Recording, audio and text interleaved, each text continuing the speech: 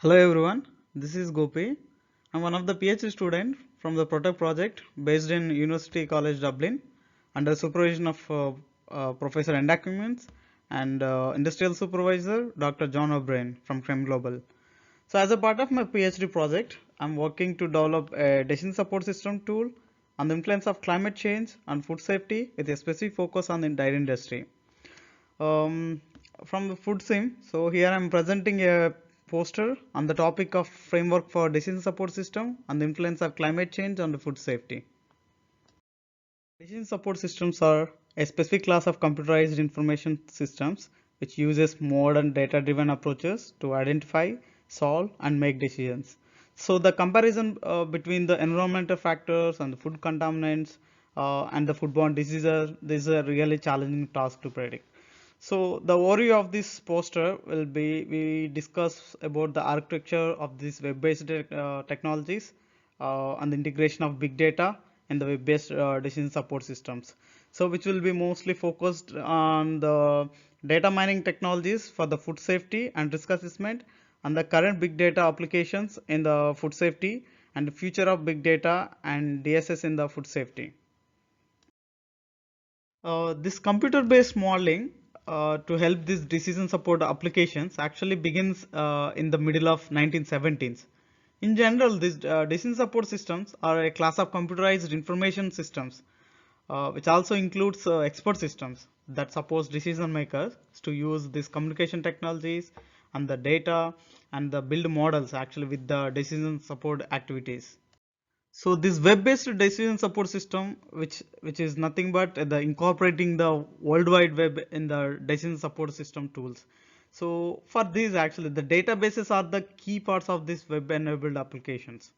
So the main motive of these web-enabled applications is to collect the large quantities of this decision support system, decision supporting the metadata from the cloud-based sources, which are big data sources, and combine them with the predictive models are the methodological techniques we use, and then draw the decision information from the decision making tools. So but actually because of this advancement in this web enabled applications, the web based decision support systems so made it possible to identify these food contaminants and conduct the related risk assessment more accurately throughout this food supply chain. As I said, the decision support systems are built on the data, but in the food supply chain, the data are unstructured and the scattered, which is the predominant challenge and the limitations of the DSS in the food safety.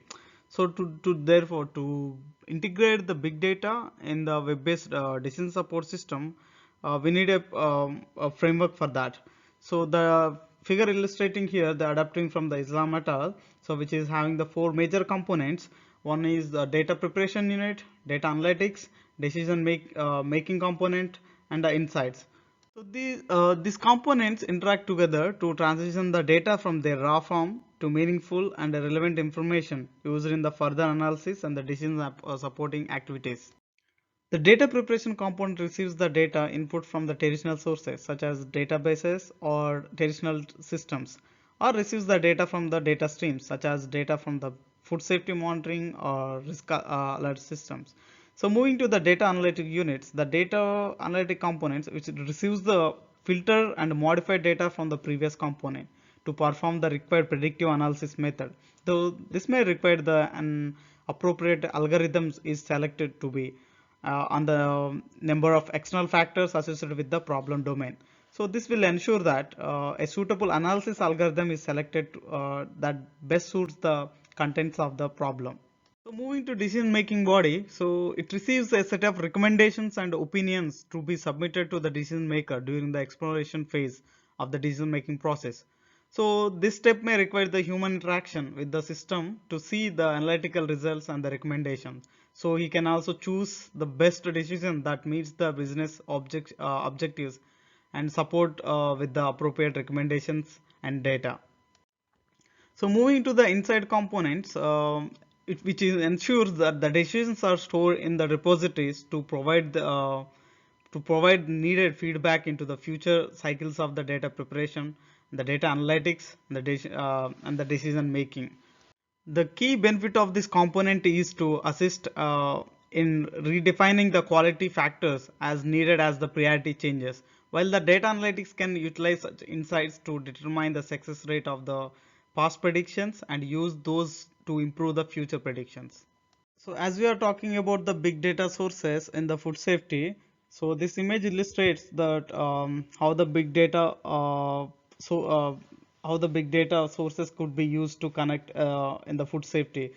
So the major things you can see the physicochemical parameters from the data properties of the chemicals from the database like Comtox, Chemady Players, and ChemSpider, and use pesticide databases could be used to integrate the data. Monitoring data like from the climate change knowledge portal CCKB, and from the food safety alerts like GEMS and RAS will be used could be used, and also like for the predictive microbiology from the COMBAS for quantitative food microbiology parameters, and the outbreak data and the pathogen genome and databases could be integrated as a data sources for the decision support system. So coming to the data mining approaches for the food safety risk assessment, solely we focus on the machine learning from the literatures. So machine learning algorithms uses computational methods to learn information directly from the data without relying on the predefined equations as a model. So algorithms adaptively improve their performance as the quantity of the data is fed to the learning algorithm. So the machine learning is mainly used to solve the complex problems and to build the models for decisions. So, but several already like in this case of food safety, so there are few classification algorithms applied from the literatures. So there are like auto encoder, restricted Boltzmann machine, and Bayesian networks and neural networks. We know the Bayesian networks is a good to deal with the diversity of data, but still not so many studies have found actually applied in the food safety. But as we know, as we believe that as the data is from the different sources like climate change data, we incorporate the agriculture data, few of the experts' opinion. In that case, the Bayesian network works much better to use for the classification problems in the food safety. The current big data applications in the food safety domain. So when we see at the GIS based approaches for food safety outbreak analysis, uh, here the combination of geographical data and analysis conducted on the plants, foods, and feed, they're found to be useful in the tracing of origins and preventing the spread of the disease. So this food safety authorities are linked to these GI-based assessment methodologies. The GIS iRisk project, which is a joint efforts of the FDA and NASA's. So it correlates the GIS with the predictive risk assessment models to forecast when, where, and under what conditions risk for the humanity may emerge from the craft contamination. Similarly, there is a project from the EFSA's. That project is PERSM software have been developed, so which is also aimed to predict the environmental concentration of pesticides in the soil. The next application of whole genome sequence for the foodborne pathogen identification. This whole genome sequence is rapidly reshaping the process of identifying and characterizing the foodborne pathogens. While so a success story from the UK Food Safety Authority's Chief Scientific Advisor science report. So the VGS applications in the countering the salmonella outbreak in the 2014.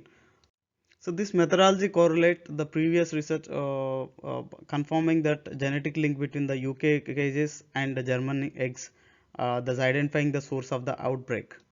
In addition to the genetic information, other factors can be used to establish the source of these contaminations. So the study conducted by Gade et al. On a tuberculosis outbreak, the genotyping and the contact tracing alone did not capture the true dynamic of the outbreak. So the socio-environmental information in combination with the whole genome sequence of existing and historical isolates was used by these authorities to determine the source and cause of the outbreak. So coming to the another big data application in the agriculture and food supply chain. So arguably, the farming have been empirically driven for an over a century, but the data collected was not digital. So in the agriculture chain, big data can be used to predict the presence of pathogens or the contaminations by linking the information like environmental factors and pathogen growth and hazard occurrence. For example, by monitoring the conditions of the crops in the field, the areas with an increased incidence of the aflatoxins can be identified before entering to the food chain. Future of big data and decision support system in the food safety. Big data alone, there is no value for it. So which is why big data analytics as a subfield, it got attention of the academia and the commercial sectors. The main aim of this analytic approach is to deal with the processing a very large set of data inputs such as big data sources. The use of big data with the decision support system is also face some key issues such as the limited availability of the personnel in this new field, the high cost of the underlying technology as they are still in the emerging stage, and the difficulty in the customizing these new systems according to the unique requirements without major software development projects. However, some researchers are also exploring potential solutions for the challenges of big data, while others propose future research into this big data and decision support system. So examples of this automated text analysis of scientific opinions. So existing literature demonstrate the advantage of analyzing textual digital information using both linguistics and the statistical methodologies for the food safety purpose. Both news related to foodborne outbreaks and the academic research on the pathogens is mostly commonly observed source of information. Text mining may be used in the identification of emerging chemical and biological risk from the previous studies published in the academia journal.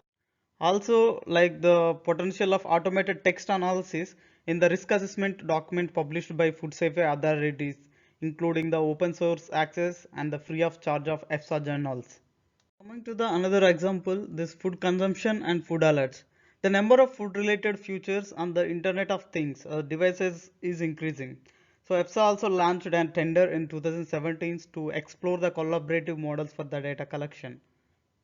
Through third-party softwares, Amazon Echo refers to cooking recipes for the user, and the results collects the live food consumption data.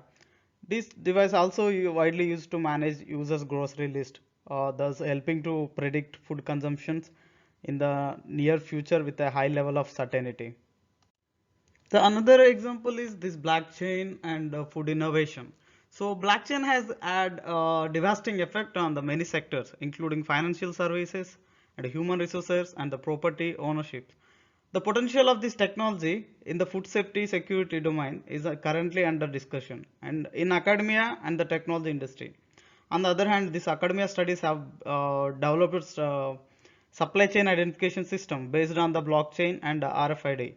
Um, on the other hand, this IBM has implemented two blockchain pilots with the entire supply chain to identify mangoes and pork. This research found many benefits for the consumers and the food industry.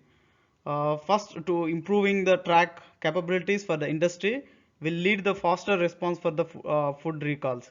Secondly, increasing the transparency of the supply chain discourages frauds and illegal activities. Thirdly, blockchain compliance can reduce cost of the supplies.